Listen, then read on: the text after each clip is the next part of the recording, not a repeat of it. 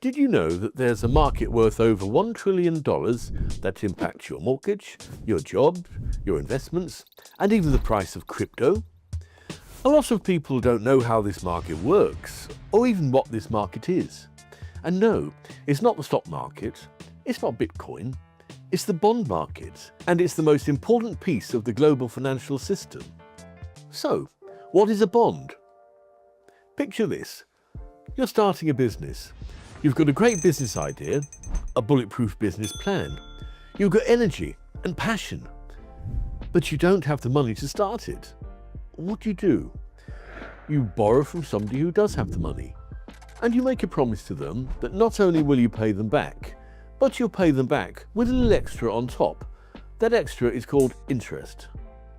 People and businesses often borrow money, but did you know that governments borrow money as well? When a company or a government needs to borrow money, they do it by issuing bonds. That makes them the borrower or the issuer of the bond, and the investor is the lender of the bond.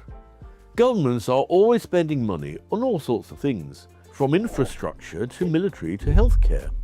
But government spending money has a secondary benefit. It stimulates the economy by creating jobs and making citizens and businesses more productive. Because productive citizens and businesses produce tax revenues, and most of the government's revenues come from taxes. Look at this graph showing the sources of the UK government's revenue. You'll see that most of it comes from taxes. In fact, only 11% doesn't come from taxes. But here's the thing. Governments tend to spend a lot more than they collect in revenues. And the gap between what they spend and what they collect is called the budget deficit. Every year, the government spend more than they collect. They add to the total national debt, which is the total amount a government owes from all its past borrowing.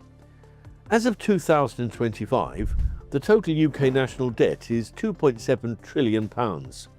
The total US national debt is a whopping $36.7 trillion.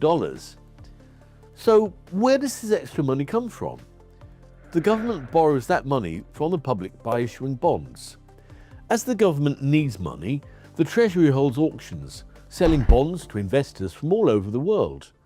These bonds are typically bought by banks, insurance companies, pension funds, even foreign governments, and also regular people.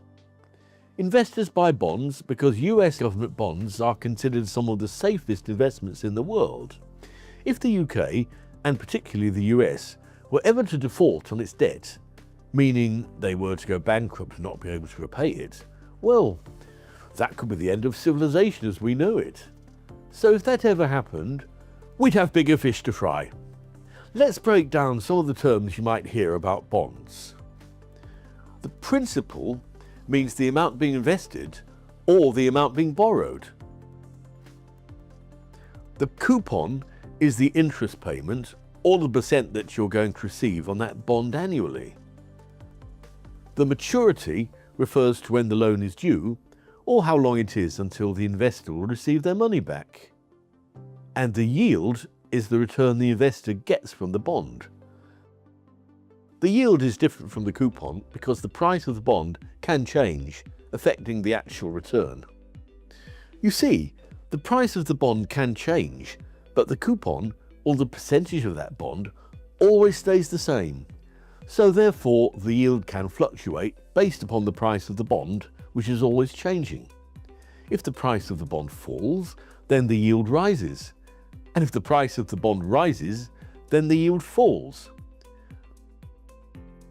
So, how are these bond prices decided?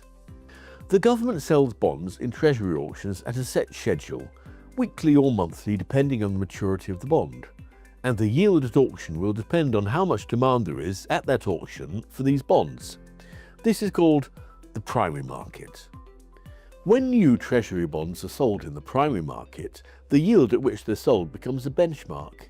Investors in the secondary market will then look to this price to reassess the value of similar bonds that are already in circulation. Investors are constantly buying and selling bonds on the secondary market based on what they think is going to happen to rates. They're constantly guessing if the rates are going to go up or down, if the economy is going to speed up or slow down, if inflation is going to go up or down. These questions will determine what yield makes sense for them to loan the money out at. This means that market interest rates are really just the yields that global bond investors are demanding at that current time. It's all based on what they think is going to happen in the future. Now, if market rates go up, that means that the cost for the government to borrow also goes up. And it also means that the interest the government has to pay on its debt goes up. Remember when I told you that the US government debt was currently around $36.7 trillion? Well, not only do they have to pay that back, but they have to pay it back with interest. And the interest payments alone are currently around $3 billion per day. This makes market rates very important because it determines if their interest payments are going up or down. Right now, a lot of government debt is in short-term treasury bills, which are constantly resetting because they mature in timeframes like 6 months, 12 months, or 18 months.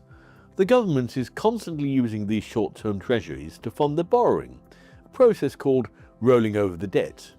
Therefore, the overall debt burden keeps on going up, and so more and more of the GDP of the country has to be spent on paying off the debt burden and paying off the interest as well. So the government will have less money available for things like healthcare, infrastructure, social services and military defence, unless of course they keep on borrowing more to cover the debt burden, which unfortunately is what they're doing. In order to pay for public services and pay off their debt and interest at the same time, they're taking on more and more debt, which is compounding the problem for the future. So, how does all this affect the stock market? Well, as I mentioned earlier, bonds are a very safe investment because unless the US government defaults, it has to pay back your bond with the agreed interest. Stocks, on the other hand, are riskier. A stock is just a small piece of ownership in a company, so if that company's stock price plummets for any reason, your stock will plummet along with it. So if an investor has the choice between a 5% bond, which is guaranteed to pay them back, or the same value stock, which is a lot riskier, it would be wiser and safer to choose the bond. That interest rate for government bonds is called the risk-free rate. The difference between the expected return from the stock market and the interest rate from government bonds is called the equity risk premium, or ERP.